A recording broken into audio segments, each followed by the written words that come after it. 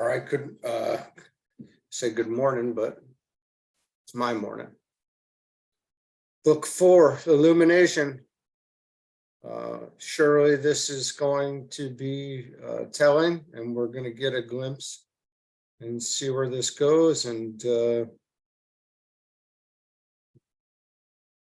we're certainly going to learn a lot, I'm sure. So the first sutra. The higher and lower cities or powers are gained by incarnation or by drugs, words of power, intense desire, or by meditation. We have now come to the 4th book, in which the powers and the results gained by the practice of Raja Yoga are carried forward into group realization, and it is seen that they produce universal consciousness and not simply self-consciousness.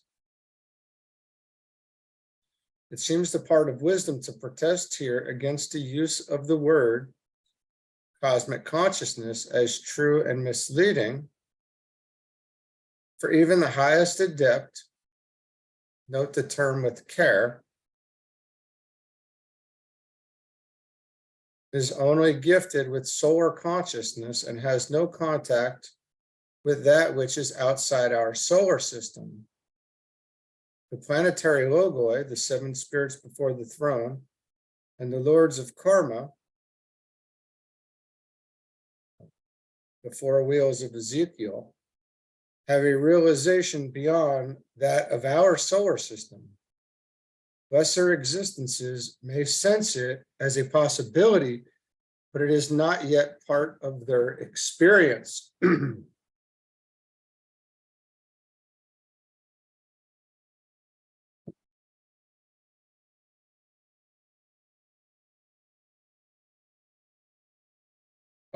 That I would like, if I could, to correlate this over to the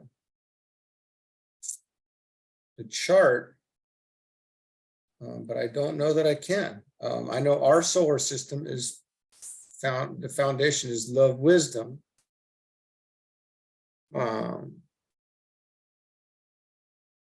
And these are the 7 planes of our solar system. Let's just keep going. The powers gained fall into 2 main groups called A, lower psychic powers, the lower cities, or B, spiritual powers, or the higher cities. The lower powers are the result of the consciousness of the animal soul in man being in rapport with the anima mundi, or the soul of the world, the subjective side of all forms in the 3 worlds, of all bodies in the 4 kingdoms of nature. The higher powers are the result of the development of group consciousness of the second aspect of divinity. They do not own, okay, so this first group would have to do with the 3rd ray, or the matter, or intelligent activity. They not only include the lesser powers, but put a man in rapport with those existences and forms of life which are to be found in the spiritual realms, or, as the occultists would say, on those 2 planes which are beyond the 3 worlds, and which cover the entire scale of man's evolution, human and superhuman. And here, I believe we're talking about the spiritual and intuitional. The goal of the true aspirant is the unfoldment of these higher powers, which can be covered by the terms direct knowledge, intuitive perception, spiritual insight, pure vision, the attainment of the wisdom, or the attainment of the wisdom. They are different from the lower powers, for they abrogate them. These latter are accurately described for us in Book 3, Sutra 37.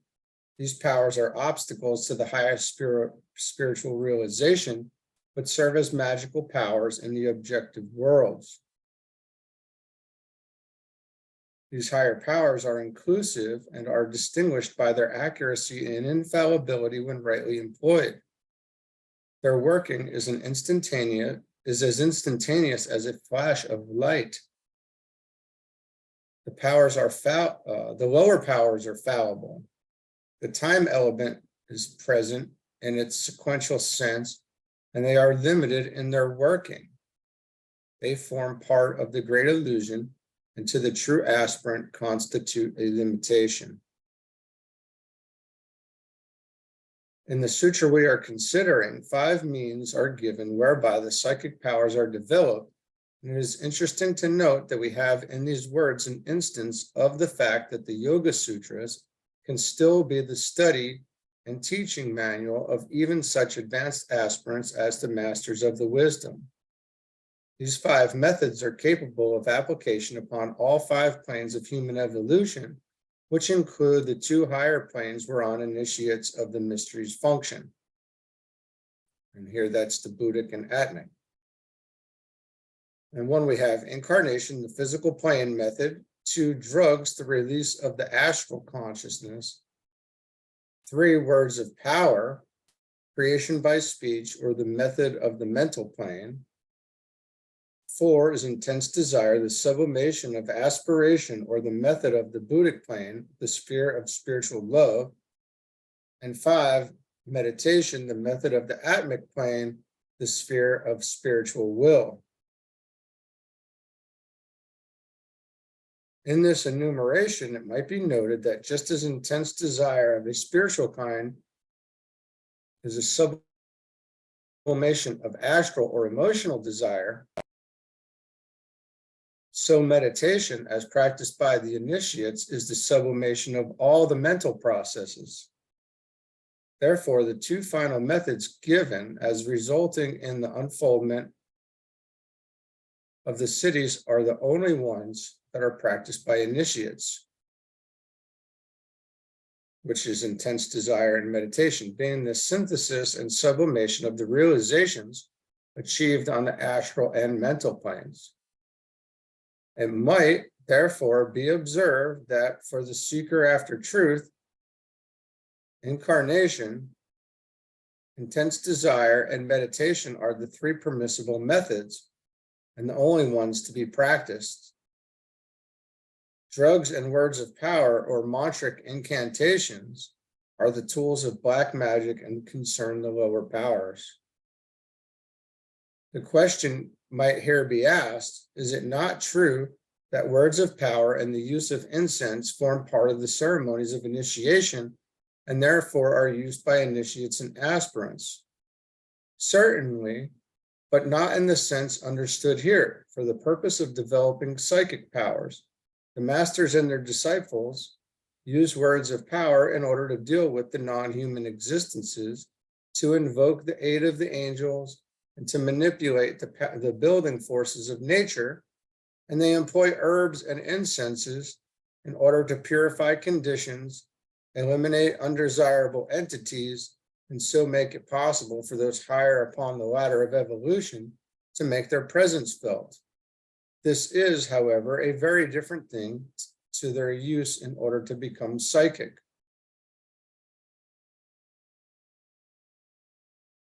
It is interesting to note here that the first cause producing the unfoldment of soul powers, whether higher or lower, is the great wheel of birth. This must ever be taken into account. Everyone is not yet at the stage where it is possible for him to unfold the powers of the soul. The soul aspect is still dormant for many because full experience and development of the lower nature has not yet been undergone. The 40 years wandering in the wilderness with the tabernacle and the conquest of Canaan had to precede the rule of the kings and the building of the Temple of Solomon. Lives must be passed before the body, or the mother aspect, is so perfected that the Christ child can be formed within the prepared vessel. It should also be remembered that the possession of the lower psychic powers is in many cases a symptom of a low stage of evolution and of the close association of their owner with the animal nature. This has to be outgrown before the higher powers can blossom forth. It is needless to point out that the use of alcohol and drugs can and does release the astral consciousness, as also the practice of sex magic, but this is astralism pure and simple, and this is astralism pure and simple, and with this the true student of Raja Yoga has naught to do. It is part of unfoldment on the left-hand path. The gaining of the soul powers by intense desire or fervent aspiration and by meditation has been covered in the books, in other books, and need not be enlarged upon here.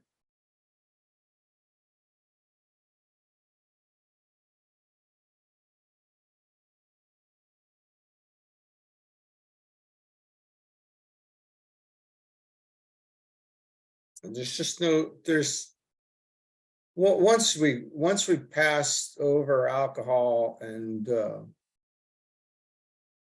once we have no attachment to alcohol or drugs, and the desire for them is gone, and we're not even considering them any longer, it just really seems silly now, right?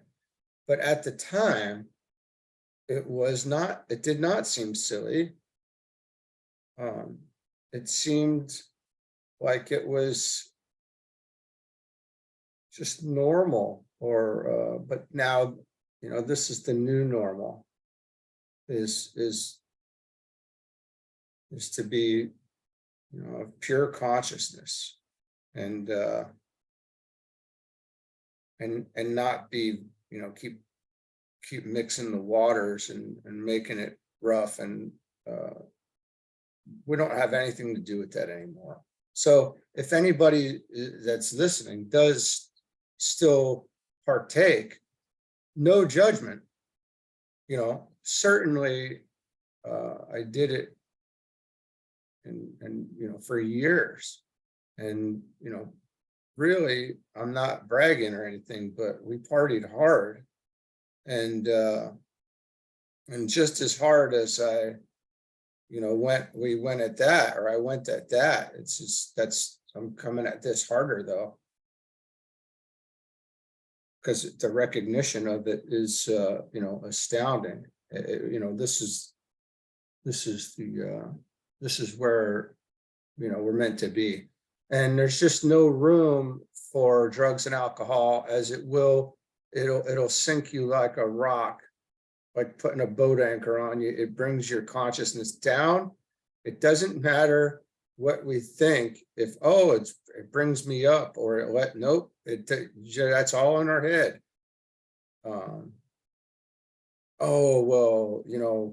This drug makes me, be able to, contemplate this, that, or that, or not. It's bringing you down. It's just because if we must, we look at the chemical makeup of these things, and let's say that you're eating some vegetable or smoking some herb or whatever. That's the vegetable kingdom is the astral plane. So you're embodying that level of consciousness. You're becoming that level of consciousness. That's where it's bringing you to. You may find a pleasant level there, but nevertheless, you're still at a very low level. Some of the other drugs, some of the heavier drugs, whose makeup is even more base, are bringing you all the way down into the mineral kingdom. I don't remember the makeup of a heroin, for instance, but it's a very base. It's super low. So you're dropping yourself down like a rock, and that's why you become empty, and you're making yourself into a mineral again. The consciousness of a mineral. You escaped. You actually escaped human life, human consciousness in lieu of mineral consciousness. And then when we're doing other things, we're escaping into that level of consciousness, which is also very low level. So now we're really just keeping ourselves at a very low level. It doesn't matter what plant you're eating or whatever, it's the vegetable kingdom. It may somehow bring you to some high astral ideal level to where you're feeling, wrapped in this, or you're experiencing that, and all this amazing astral world stuff. And you may think that you are way off the chart or something. That's not the case. We're just fooling ourselves. So there's no room for drugs and alcohol in this journey up here. This is where this material goes to. Drugs and alcohol keep you down here. We're trying to bridge this, and we're discussing these higher levels. So yeah, it takes a long time. The desires, kicking those desires and attachment to things, it may take a minute, but we have to know, if we know what we're saying here, like, oh, well, maybe it's not so bad. No, it is, because if you do it, you're going to be more likely to want to do it again, and then again, and then again. And now you're you have the ability to get stuck back into that, especially if you're thinking, oh, this isn't so bad. I don't see anything wrong with this. And I certainly did that for a good bit, where I was like, well, I don't think there's anything wrong with this, until you can see the switch in consciousness, and there's experimenting that had to take place on my, from my perspective. I had to see it with my, with my own consciousness, and I did. And then I was able to let it go appropriately. I should have just trusted probably much sooner that that's the case. But for whatever reason, I have to be sure of myself and everything that I do for some reason. But astrologically speaking, no judgment. I don't judge anybody doing these things. It's just not for this journey here. It's pretty simple. It'll, and it will be fine up until a certain point. But we will not get past the astral plane permanent. We will not be able to get up higher than that. You can study this stuff all day long and still be doing that, but we're not going to get up and out the way that we want to. So, we have to let everything go. We have to remove all magnetic attachments, and these attachments and desires and what we're magnetically attracted to have to be freed. And then once they're free, you'll know that it's free. And we don't need to go back to it and regain an attachment that is unnecessary. That's damaging. And we're delaying our progress at that point. All right, I didn't mean to go off too much on that, but that is such a huge aspect of this world, is the alcohol and drugs right now, and this whole spiritual, psychedelic movement of things. And then we hear Ram Dass and Alan Watson, these guys. Listen, Ram Dass did mushrooms and, talked to God, or, felt oneness for the first time, or that's great, but that doesn't mean you have to keep, now we know there's more. So now we can move on.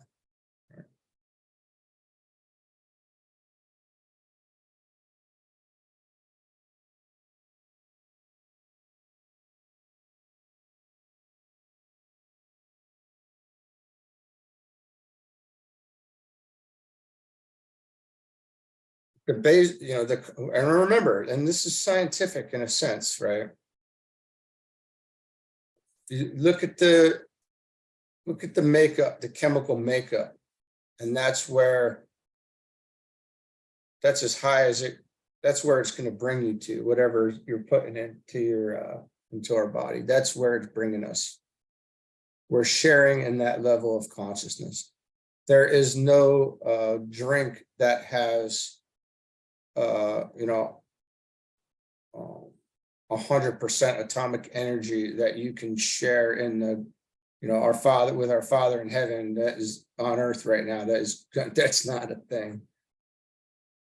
There's nothing out there that's for us like that. Pure consciousness is where it's at. So, all right, let's go. Sorry about that. It's just such a deep thing.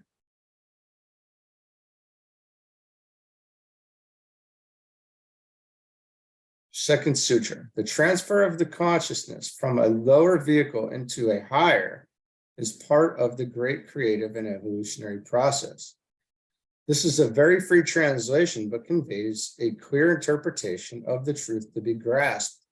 The evolution of consciousness and the effect of that evolution upon the vehicles in which the conscious entity functions is the sum total of the processes of nature and from the standpoint of the intelligent human unit. 3 words cover the process and the result. These words are transfer, transmutation, and transformation.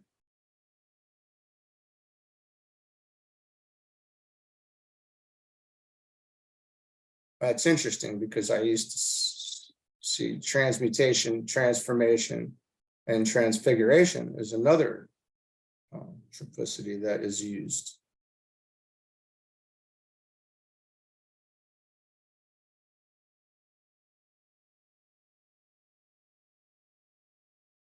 One of the basic laws in occult development and in spiritual unfoldment is given in the words, as a man thinketh, so is he.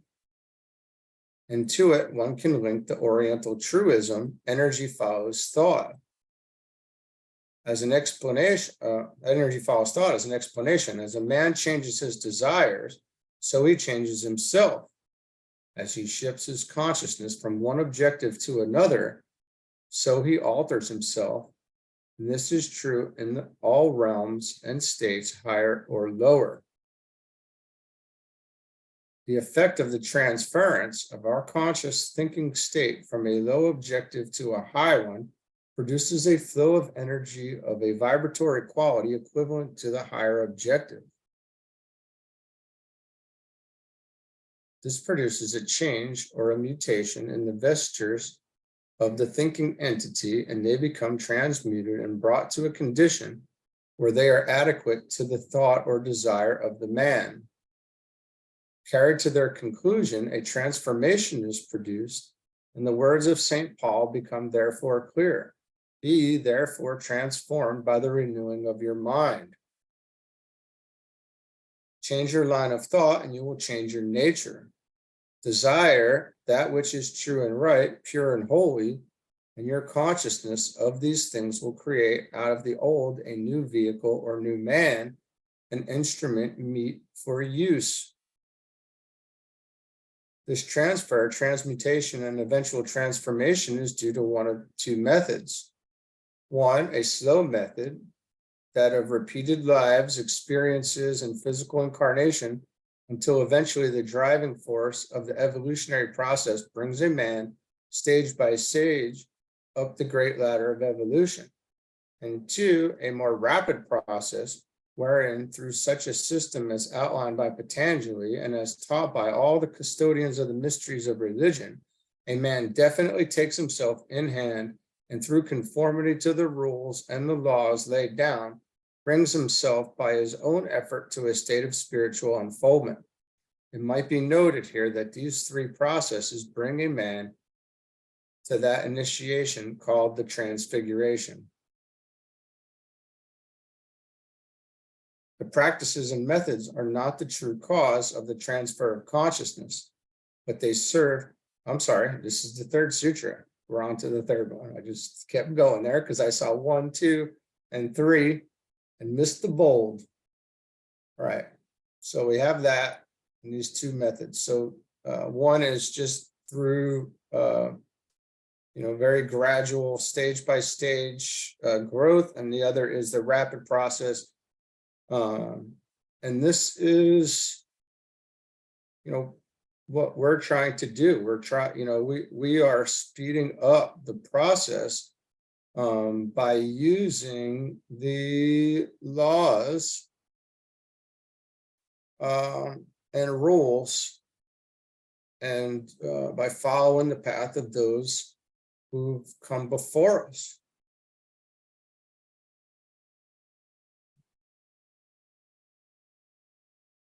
And if we don't want to follow the rules and the laws and the guidance as was laid down before us, then we're totally free to choose this first route. It's when we think that we can do something on our own or whatever, that hasn't been, and get away with something or cheat the system somehow. That doesn't work. That they know it doesn't work because it's been tried in every way. It doesn't work. So we conform if we want to, achieve.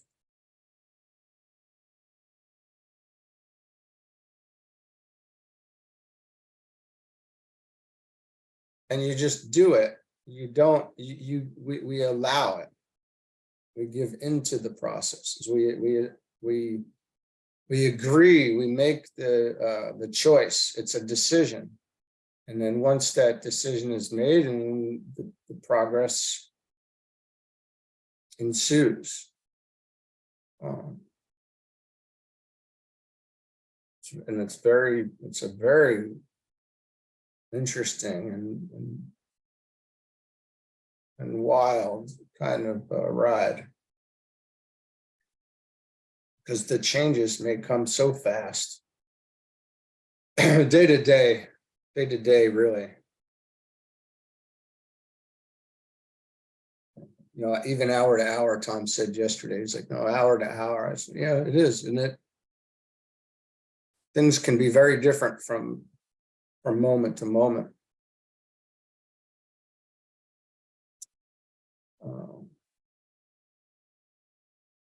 Let's go to the third sutra. The practices and methods are not the true cause of the transfer of consciousness, but they serve to remove obstacles, just as the husbandman prepares his group for sowing. This is one of the simplest and clearest of the sutras and needs but little comment. The practices refer primarily to, 1, the means for removing obstacles. See Book 1, Sutras 29 to 39.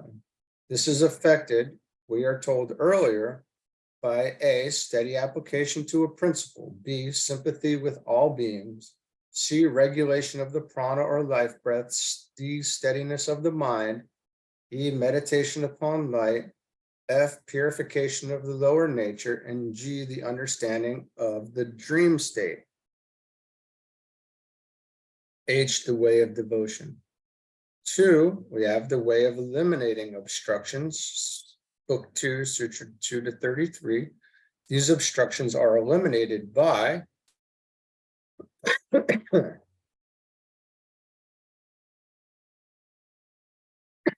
sorry.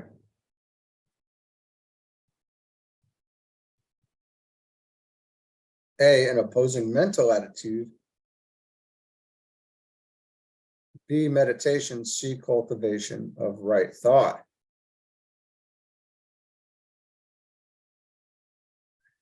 They concern more specifically the life preparation for the true training in yoga practice. And when practiced, bring the entire lower nature into such a condition that the more drastic methods can produce rapid effects. The methods refer to the 8 means of yoga or union enumerated as follows: the commandments, the rules, posture or attitude, right control of the life force, abstraction, attention, meditation, and contemplation.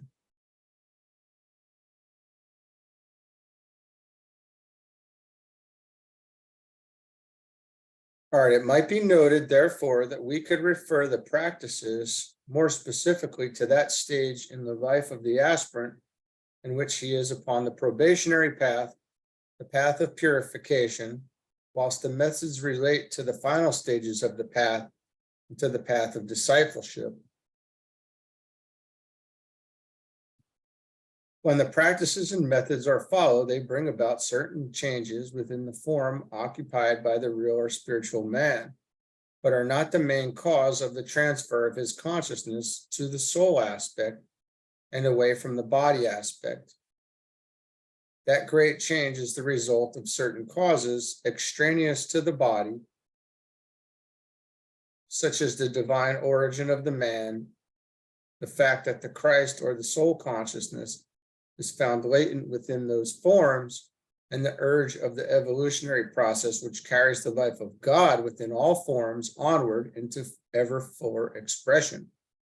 It should be remembered that as the one life in whom we live and move and have our being moves on to greater achievement, so the cells and atoms in his body are correspondingly influenced, stimulated, and developed.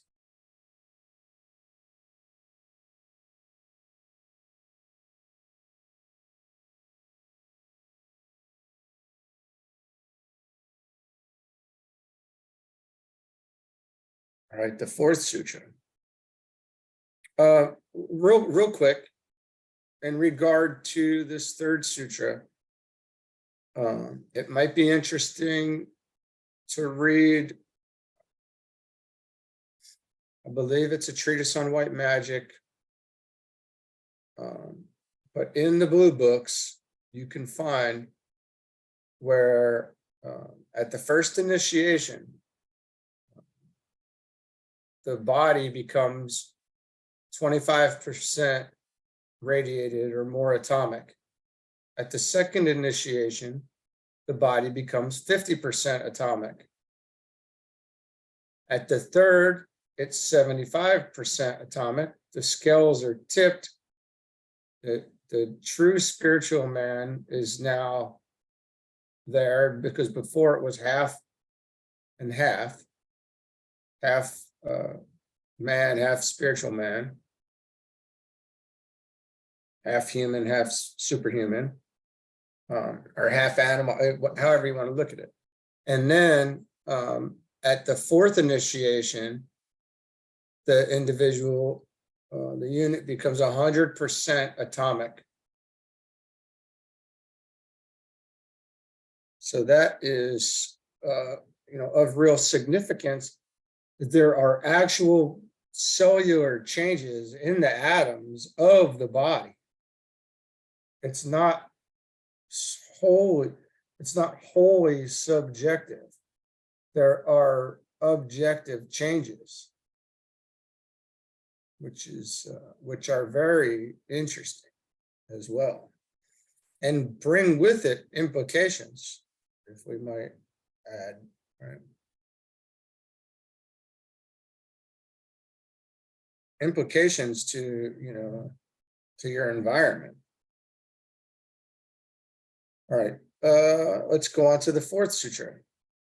The I am consciousness is responsible for the creation of the organs through which the sense of individuality is enjoyed. Here we have the key to manifestation itself and the reason for all appearances.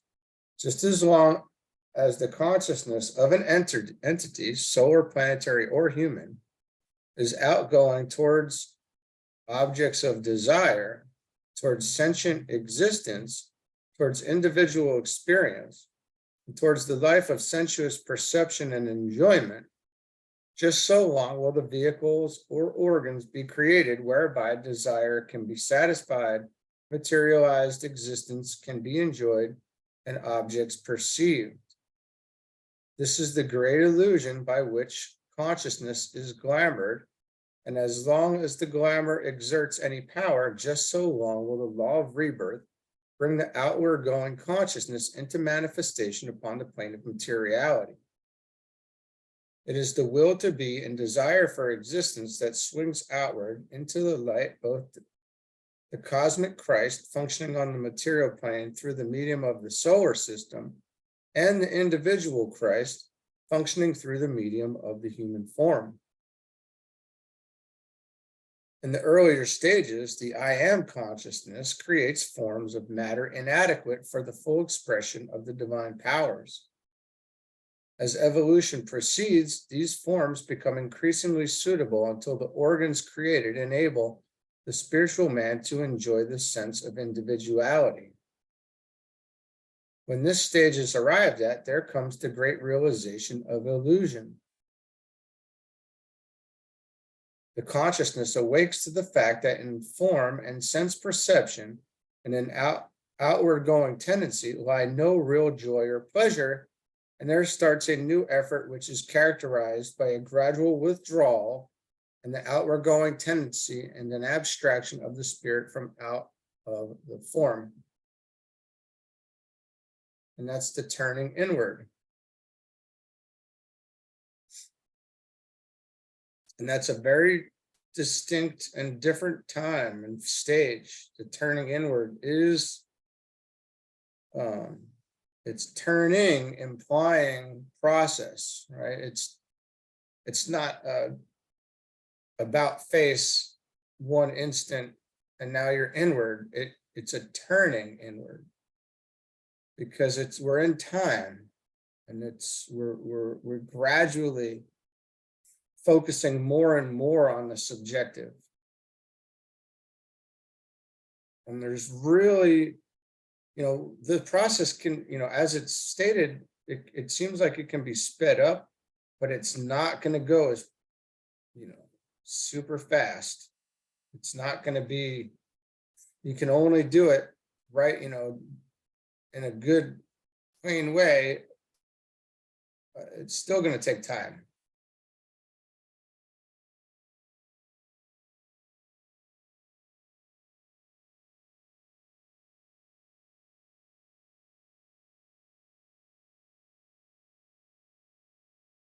In the sense of individuality, and we're becoming more inclusive.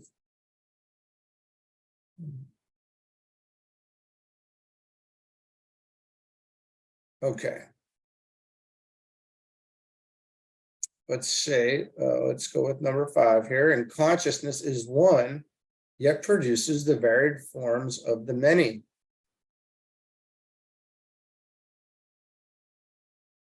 Here, Patanjali lays down a basic formula which serves to explain not only the purpose and reason of manifestation itself, but covers in one short phrase the state of being of God, man, and Adam.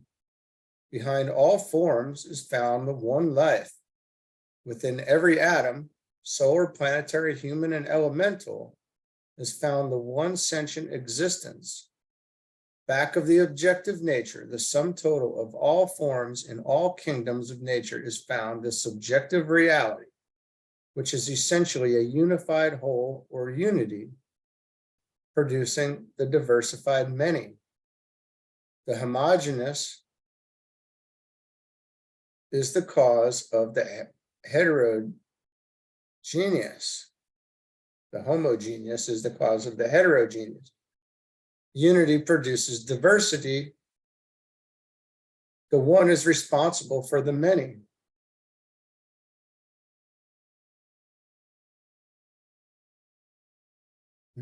I had not seen that as such. That is very beautiful there. Unity produces diversity.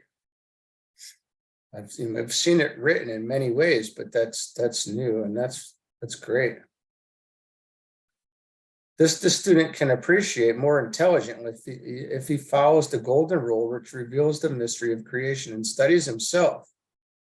The microcosm reveals the nature of the macrocosm.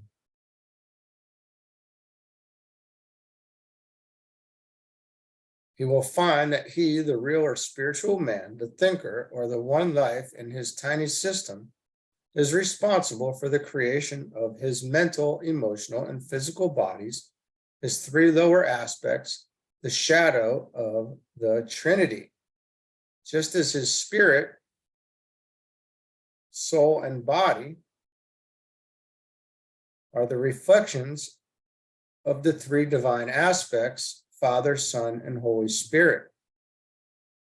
He will find that he is responsible for the formation of all the organs in his body and for all the cells of which they are composed.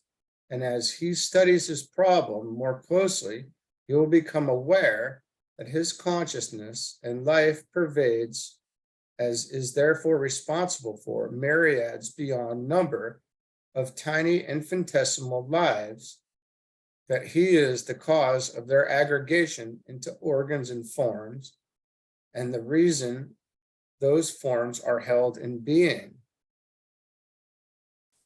Gradually, there dawns on him a true understanding of the significance of the words made in the image of God. His consciousness is one and yet has produced the varied forms of the many within his little cosmos. And what is true of him is true of his great prototype, the heavenly man, the planetary logos, and true again of the prototype of his prototype, the grand man of the heavens, the solar logos, God in manifestation through the solar system.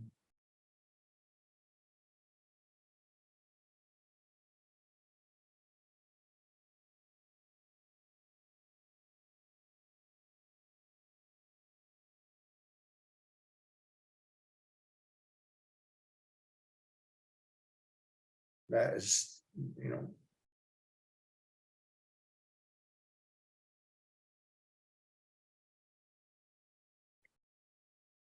very, very intense stuff here. And what we're doing is, it seems like, we're putting all of this into perspective. We're seeing these reflections in different ways. We're seeing the reflections of the solar logos, and the planetary logos, and the human, and all these. We are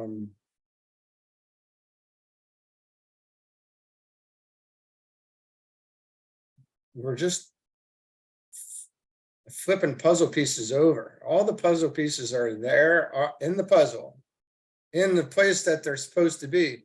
It's just like we're flipping them over, and then the picture is becoming more clear as we go through.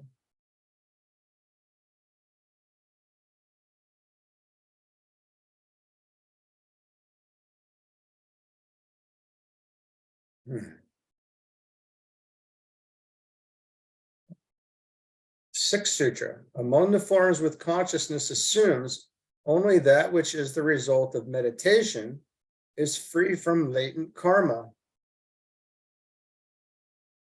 Forms are the result of desire. Meditation of the right kind is a purely mental process, and into it desire enters not.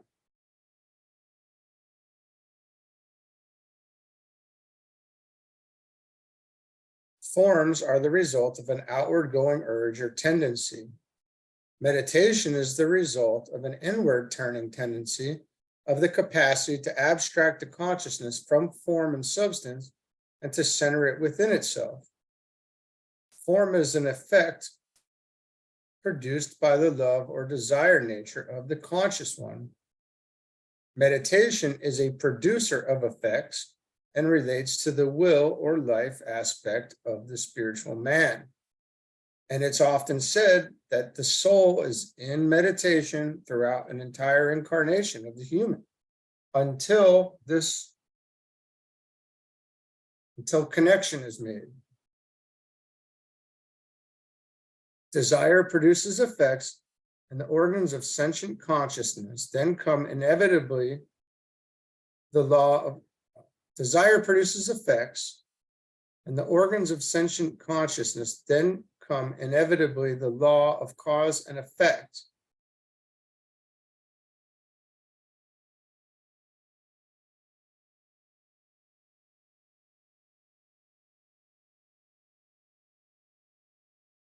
I don't know how to, I'm maybe I'm reading that wrong, of karma, which governs the relation of form, consciousness. Desire produces effects, and the organs of sentient consciousness then come inevitably the law of cause and effect of karma, which governs the relation of form, consciousness.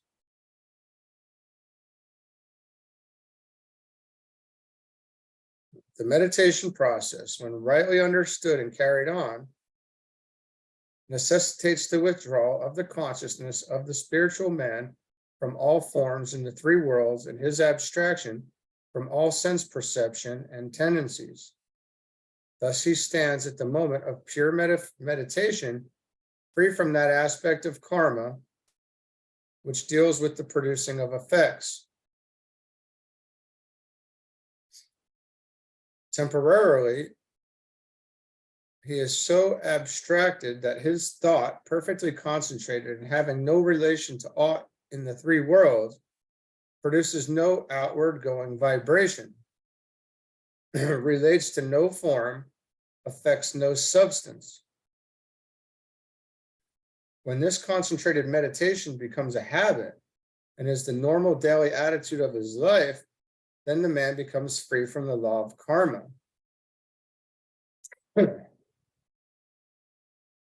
He becomes aware then of the effects still remaining to be worked off and learns to avoid the creation of new ones, initiating no actions which will create organs in the three worlds. He dwells on the plane of mind up here. Sorry. Persists in meditation, creates by an act of will and not through the helplessness of desire, and is a free soul, a master, and a liberated man.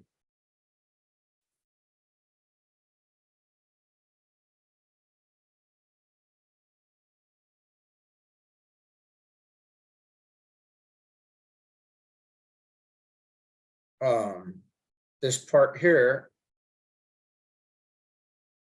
producing no outward going vibration, relating to no form, affects no substance. When this concentrated meditation becomes a habit and is the normal daily attitude of his life. See, yoga, our life is yoga, right? It's not about sitting in meditation.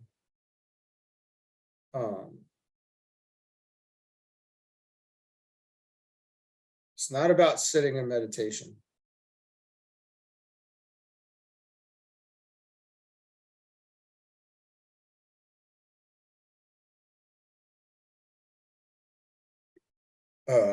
Initially, maybe that, getting to that point helps, but then that attitude stays with us throughout the day.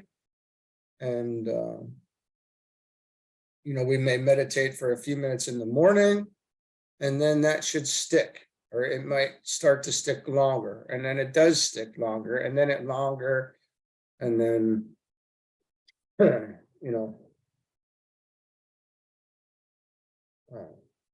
but this concentrated meditation becomes a habit and is the normal daily attitude of his life. And that normal daily attitude is no outgoing vibration, relating to no form and affecting no substance. So we can keep that in mind.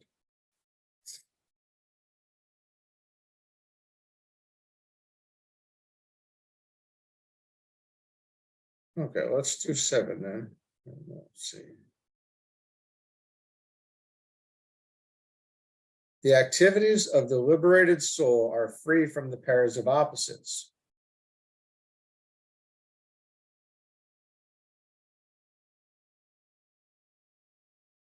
Those of other people are of three kinds.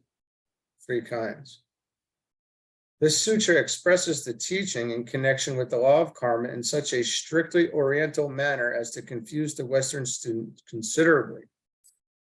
An analysis of the significance of these words and the study of the commentary of the great teacher Vyasa may serve to elucidate the meaning.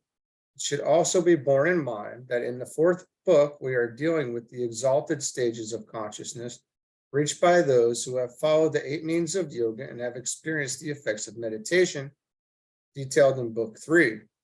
The yogi is now a liberated man, free from form conditions and focused in his consciousness outside the bounds of the 3 worlds of human endeavor.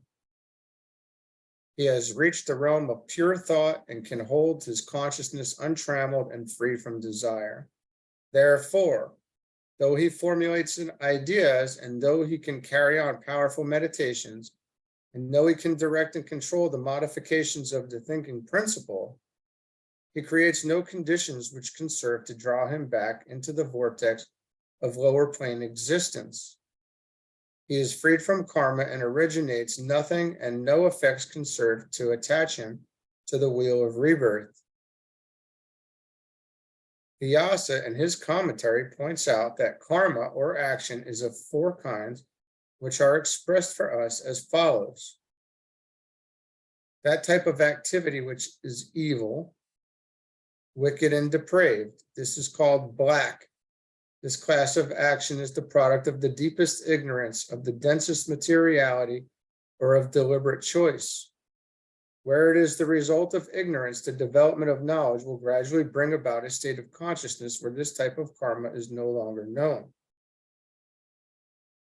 Where dense materiality produces what we call wrong action, the gradual development of the spiritual consciousness will change darkness to light, and karma again is obviated. Where, however, it is the result of deliberate choice or of preference for wrong action, in spite of knowledge and in defiance of the voice of the spiritual nature, then this type of karma leads to what the Oriental occultists call avicce, or the 8th sphere, a term synonymous with the Christian idea of the condition of being lost soul. These cases are, however, exceedingly rare and have relation to the left-hand path and the practice of black magic. Though this condition involves the serving of the highest principle, the severing of the highest principle, that of pure spirit from its 2 expressions, the soul and the body, or from the 6 lower principles, yet the life itself remains, and after the destruction of the soul in avicce, a fresh cycle of becoming will again be offered. That type of activity, which is neither all good nor all bad, which is spoken of as the black-white, this is number 2 here, is separate. It concerns the karmic activity of the average man who is governed by the pairs of opposites and whose life experience is categorized by a swinging back and forth between that which is kindly, harmless, and the result of love, and that which is harsh, harmful, and the result of hate, Vyasa says. Vyasa says the black-white is brought about by external means, as in this, the vehicle of action grows by means of causing pain to or acting kindly towards others. It becomes apparent, therefore, that the growth of the human unit and his record are dependent upon his attitude towards others and the effect he has upon them. Thus, the return to the group consciousness brought about, and thus is karma generated or offset. Thus is the return of group consciousness brought about, and thus is karma generated or offset. Thus also is the swing of the pendulum between these pairs of opposites gradually adjusted until the point of equilibrium is reached, and man acts rightly because the law of love or of the soul directs from above, and not because either good or bad desire attracts him on either hand. Now we have 3, that type of activity, which is called white. This is the type of living thought and work practiced by the aspirant and disciple. It characterizes the stage of the path prior to liberation. Vyasa explains it thus. The white is those who resort to the means of improvement of study and meditation. This is dependent upon the mind alone. It does not depend upon external means. It is not, therefore, brought about by injuring others. It will be apparent now that these three types of karma have direct reference to A, the plane of materiality, the physical plane, B, the plane of the pair of opposites, the astral plane, and C, the plane of one-pointed thought, the mental plane. Those whose karma is white are those who, having made progress in balancing the pairs of opposites, are now engaged in the process of conscious, intelligent emancipation of themselves from the three worlds. This they do through study or mental development, through an appreciation of the law of evolution and an understanding of the nature of consciousness and its relation to matter on the one hand and to spirit on the other. B, meditation or mind control, and thus the creation of that mechanism which renders to the soul the control of the lower vehicles and makes possible the revelation of the soul realm. And C, non-injury, no words, thought, or deeds bring harm to any form through which the life of God is expressing itself. And in 4, the final type of karma is described as neither black nor white. No karma of any kind is engendered. No effects are set up through causes initiated by the yogi that can serve to hold him to the form side of manifestation. Acting as he does from the standpoint of non-attachment, desiring nothing for himself, his karma is nil, and his acts produce no effects upon himself.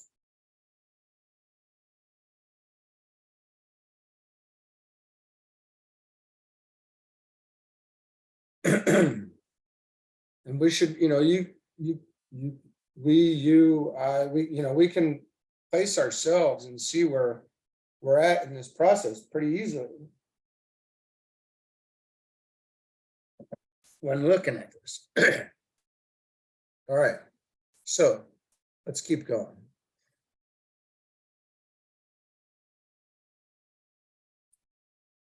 From these three kinds of karma emerge those forms which are necessary for the fruition of effects.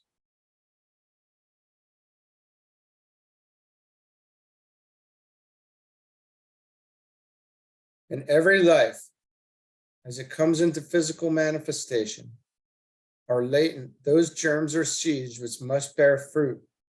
And it is these latent seeds which are the efficient cause of the appearance of the form. Those seeds have been sown at some time and must come to fruition. They are the causes or skandhas which produce those bodies in which the effects are to work themselves out. They are the desires, impulses, and obligations which keep a man upon the great wheel, which ever turning carries a man down into physical plane existence, there to bring to fruition as many of those seeds as under law he can handle or deal with in any one life. These are the subjective germs which produce the forms in which they fructify, mature, and come to completion. If the karmic seeds are black, the man will be grossly selfish, material, and inclined to the left-hand path. If black-white, they will carry him into a form suitable for working out his obligations or his debts, duties, and interests, and the fulfilling of his desires. If they are white, they tend to build that body, which is the final one to be destroyed, the causal body, the temple of Solomon, the Karana Sarira of the occultist. That body at the final liberation is itself destroyed, and not then separates the man from his Father in heaven, and nothing keeps him linked to the lower material plane.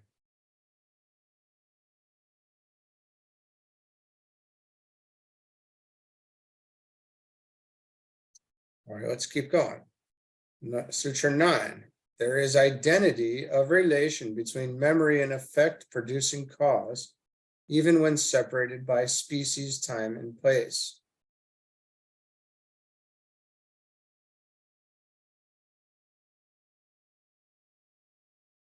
A paraphrase of the sutra might serve to elucidate and might be expressed as follows. No matter what the race may have been, no matter in what continent, past or present, a life may have been passed,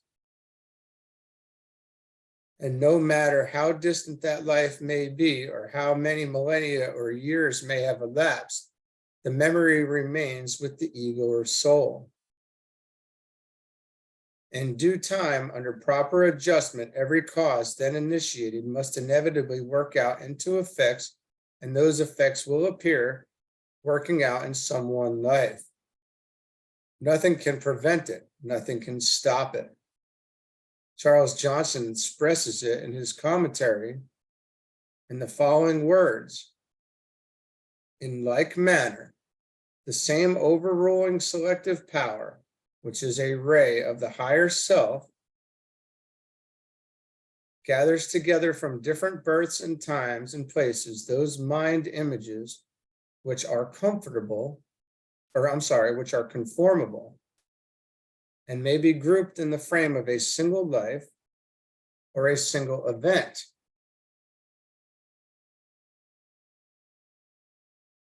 Through this grouping, visible body conditions or outward circumstances are brought about, and by these the soul is taught and trained.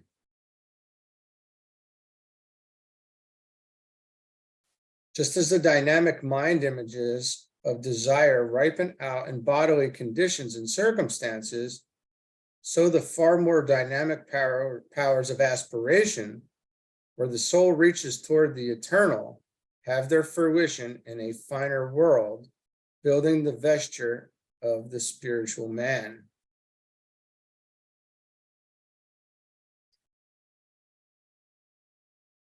Oh, let's do 10. Desire to live being eternal. These mind-created forms are without known beginning. Another term which might be used in connection with the words desire to live is the will to experience. Inherent in informing self-conscious lives of our system, those existences who are superhuman and human, is this desire to be, this longing to become, this urge to contact the unknown and the distant. The explanation of this urge being cosmic and dependent upon the evolutionary standpoint of that great life in whom we live and move and have our being, and in whose body every form is but a cell or atom, is impossible for us to comprehend. All that a man can do is to build the mechanism which will make this comprehension possible, and to develop those powers which will enable him to contact and thus be in rapport with that which lies both without and within him. When this becomes possible, he awakes to the realization that those desires which drive and impel him to action, those longings which force him into varied activities, are something which are not only personal and real, but which are also part of the activity of the whole of which he is a tiny part. He discovers that the stream of desire-impelled mind images which occupy his attention and form the motive power of his life are formulated by himself, but are also part of a stream of cosmic mind images arising in the universal mind as the result of the activity of that cosmic thinker who functions as the life of our solar system.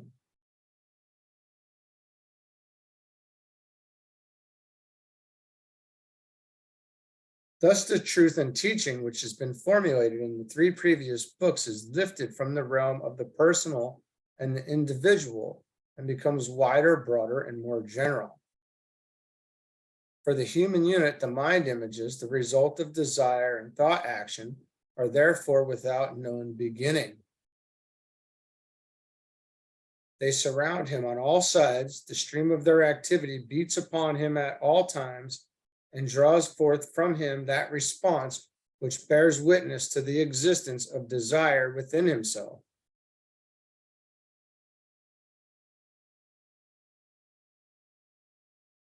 Therefore, for him, there must come two new activities. First, that of transmuting and transcending those desires and longing for sensuous perception which are found within himself. And secondly, the task of insulating himself or isolating himself from the allure and influence of those greater streams of mind images which externally exist. Thus only can he achieve the condition of isolated unity described in Book 3, Sutra 50.